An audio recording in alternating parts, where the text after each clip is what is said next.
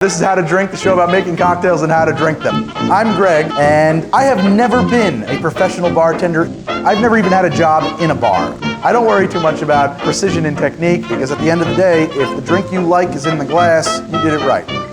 Let's get going. This is How to Drink, the show about making cocktails and how to drink them, and I'm a little bit beat up today.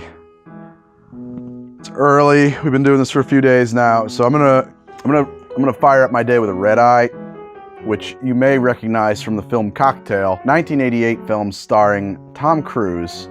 You know, Cocktail. What can we say about the movie Cocktail? It made flair bartending a thing. Flair bartending is like, you know, when you juggle stuff, which I'm great at. So what's it about? It's about a young go-getter trying to make his way in the world in the business of slinging drinks so he can open up his bar, Cocktails and Dreams. Along the way, he'll meet Janice Dickinson and Elizabeth Shue. How do you do, Elizabeth Shue? Elizabeth Shue, Adventures in Babysitting. Learned a lot about the world from that film. Our main character, Brian Flanagan, basically works at Fridays, then he works at the Cell Block, then he works in Jamaica. A lot of cocktails in the movie. There's an orgasm, there's the screaming orgasm, there's a sex on the beach, there's a fuzzy navel, there's the Alabama slammer, a lot of really bad drinks. But the one cocktail, the one drink you see in the movie at least 3 times is the red eye, which is a combination of beer, raw eggs, and tomato juice, and a few other things.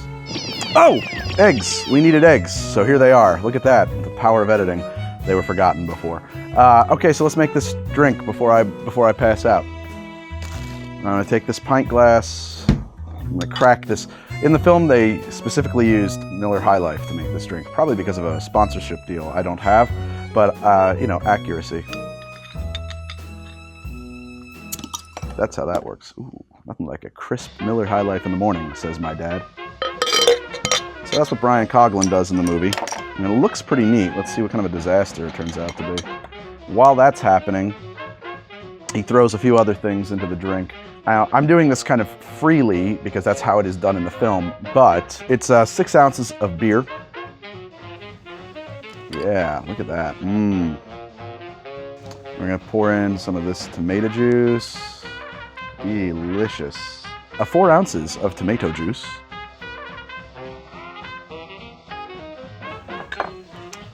Couple of dashes of Tabasco. I think this is probably gonna be a few of those. Funny enough, he makes aspirin an ingredient in this drink. I don't recommend that at home. A pinch of pepper.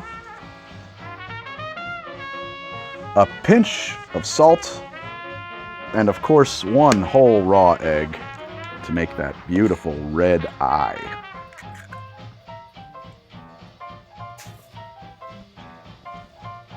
Bottoms up.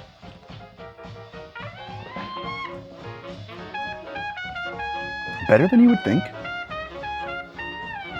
Not too bad. I've never had one of these, and I fully prepared to vomit upon drinking this. I'm actually feeling pretty good about it. Feel really good about it. In fact, I'm feeling better all the time. This thing might work. It's really not a crazy idea here because almost all your hangover cures are going to have some kind of a protein in it. A raw egg in a hangover cure or morning after drink is pretty common. There's the prairie oyster, there's of course the red eye, and variations on it that do exist. I mean, it is a lot like a Bloody Mary, and I mean, obviously they are definitely related. And so maybe we should do a Bloody Mary. Probably will at some point. The aspirin is really dissolving, which makes it look delightful. The pepper, the Tabasco and the pepper and the salt actually make this really enjoyable. And there's a whole school of thought that adds pepper to beer that I learned when I was a riveter in a factory by my coworkers who would tell me to get a tecate and some hot chili pepper and some lemon juice and throw them together. You might think this could use a lemon juice, but it doesn't really need it. Anyway, everybody wants to know if I'm going to finish drinking this thing with the whole raw egg in it.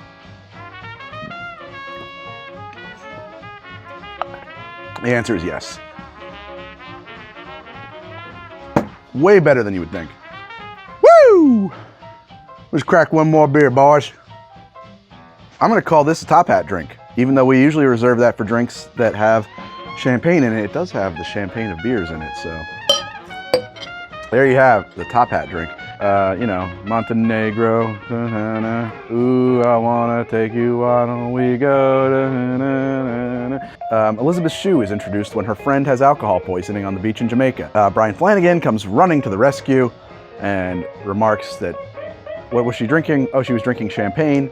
She's just drinking bottles of champagne on the beach in the middle of the day in Jamaica. Okay, fine, I can accept that. What he says next is champagne, perfume going down, raw sewage coming up. Why would you drink perfume? Is that supposed to be a flowering endorsement of champagne? That sounds like a good way to die. It's bad both ways. It's raw sewage and perfume. Neither of those are consumables. If you drank either, it would kill you. I wouldn't. This is a stupid line. I wouldn't drink perfume or champagne. I mean, I would drink champagne and the champagne of beers. I wouldn't drink perfume or sewage. And you can take that as the gospel truth from How to Drink. I don't drink sewage or perfume. If you like the show, I would appreciate it if you would subscribe. You can check out my Instagram at How to Drink. You can check out my Twitter at How to Drink. If you want to buy some of the stuff I use on the show, and I won't have Miller High Life up there, you can swing by thisishowtodrink.com/gear. That was How to Drink, although I'm not sure I would advise you to drink this way. Thank you so much for watching. I will see you next week with another drink. Bye-bye. Cut. Oh!